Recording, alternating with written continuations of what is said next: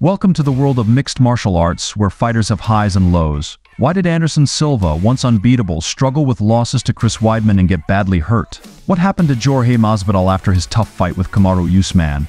Can Chad Mendes, Tony Ferguson, and Frankie Edgar bounce back from their setbacks? Even famous fighters like Chuck Liddell and Junior Dos Santos face problems. What can we learn from their experiences? MMA is tough, but every fight teaches us something new.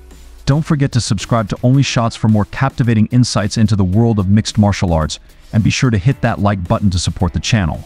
Anderson Silva versus Chris Weidman. Anderson Silva didn't quite have the same type of decline that most fighters do. Despite losing to Chris Weidman by knockout, and then getting his leg destroyed in the rematch, Anderson's decline was not so much about brutal losses.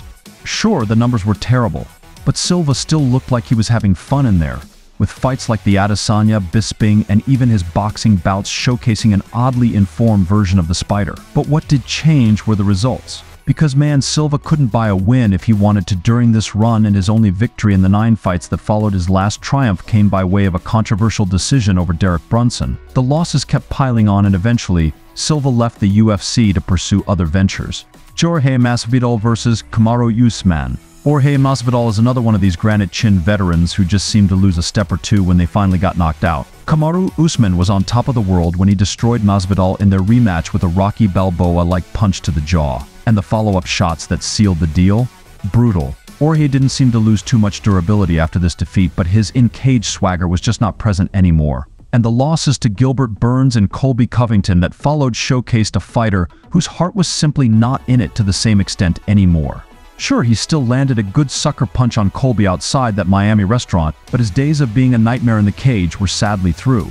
Thankfully, he found a second lease of life as a fight promoter, forming Gamebird Promotions and leading the sport into welcoming bare-knuckle MMA, among other fighting forms they put on show. Chad Mendes versus Conor McGregor. Chad Mendes was a pretty durable fighter prior to his UFC 189 main event pairing with Conor McGregor. But man, this teen alpha male standout fell off in a very noticeable way following this defeat. Not only did he return to the cage way too quickly after his TKO to McGregor, losing by first-round knockout to Frankie Edgar, who is by no means a power puncher, but he then popped for PEDs, lost another few years of his career. When he came back, sure, he got a nice knockout of Miles Jury, but he then promptly got handled by Alexander Volkanovski and retired from the sport to enter bare-knuckle boxing. Maybe things would have played out differently had he not been so eager to take that McGregor fight on short notice. Tony Ferguson versus Justin Gaethje. Tony Ferguson's decline has been one of the most dramatic falls from grace we have seen since the great BJ Penn. Ferguson, who was renowned for his ability to persevere and overcome any and all incoming punishment, was forced to rely on his chin far too many times. And when Justin Gaethje served him up a now infamous 5-round beatdown for the interim belt, it was clear that Tony was leaving a piece of himself in the octagon. No human should be able to take that much punishment and keep moving forward.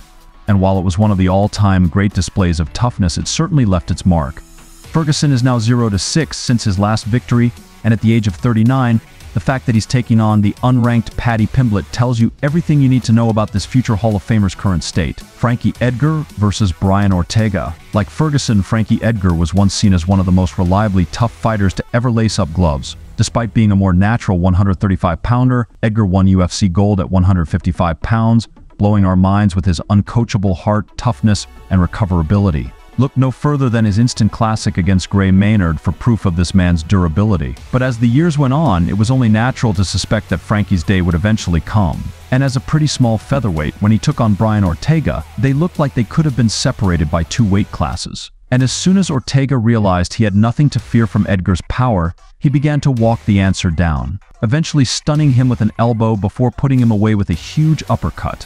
And Edgar's fortunes just never got better. Even a long overdue move to bantamweight only ended with more KO losses. Chuck Liddell versus Rampage Jackson. Is there a more famous example of a legendary chin getting cracked than the decline of the great Chuck Liddell?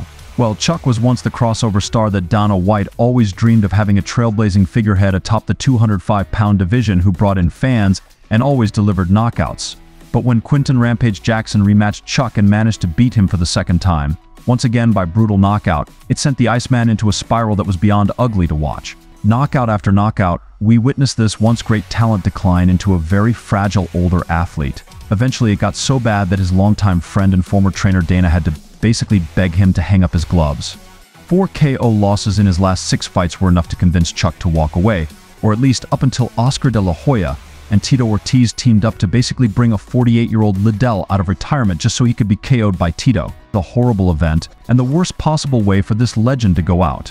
Junior Dos Santos versus Francis Ngannou. Francis Ngannou hit so hard that it makes sense that he would change a few career trajectories along the way. But for Junior Dos Santos, who was already old by the time Francis KO'd him, it seemed to speed the process up significantly. From a resurgent 3-fight win streak, his first-round destruction at the hands of Big Francis left JDS on a run of knockout losses that would eventually force his exit from the UFC. He now fights in Jorge Masvidal's bare-knuckle MMA promotion, but hey, maybe he could rematch Ngannou one way. But who knows if he would actually want that. Luke Rockhold versus Michael Bisping. And from Weidman we now move to his conquered, the once great Luke Rockhold. Was pride truly the biggest weakness in Rockhold's career? Well, whether it was his ego or a loosened jaw that sent him into a decline, there's no doubt that Michael Bisping was the catalyst. Rockhold had just won the UFC title in dominant fashion, and he had already beaten Bisping in the past. So why would he ever be worried about the Brit in a rematch? Well, as it turned out, Bisping had a game plan.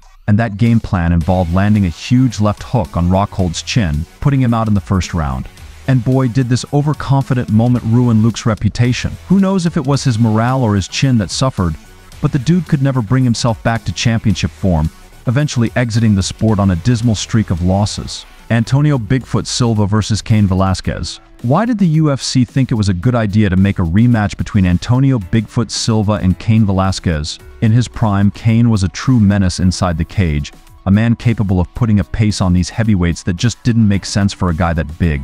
And after taking out Bigfoot Silva, in just under 4 minutes at the first time of asking, Cain destroyed him in the rematch in less than 90.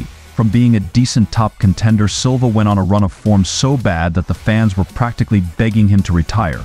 11 losses with just 1 win and an overturned majority draw, along with 2 TKO losses in kickboxing, 1 TKO in boxing, and another TKO in bare knuckle. This was a bad one.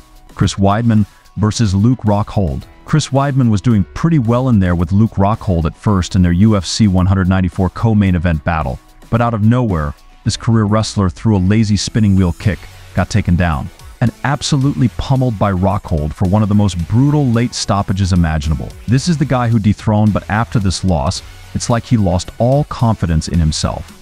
And from there, this career-altering bludgeoning at the hands of Rockhold had a major effect. From unbeaten in the sport with 3 title defenses under his belt, Weidman slumped to a 2-7 record that wouldn't eventually see him fall out of the rankings. As we say goodbye to the ups and downs of these fighters' journeys, their stories teach us a lot about the tough world of mixed martial arts. From Anderson Silva's struggles to Jorge Masvidal's search for his confidence again, each fighter's tale shows how hard it can be in this sport. But what's next for them? Can they bounce back from their tough times and find success, or will they keep facing challenges? In the unpredictable world of MMA, we'll have to wait and see what the future holds for these fighters who inspire us with their resilience and determination.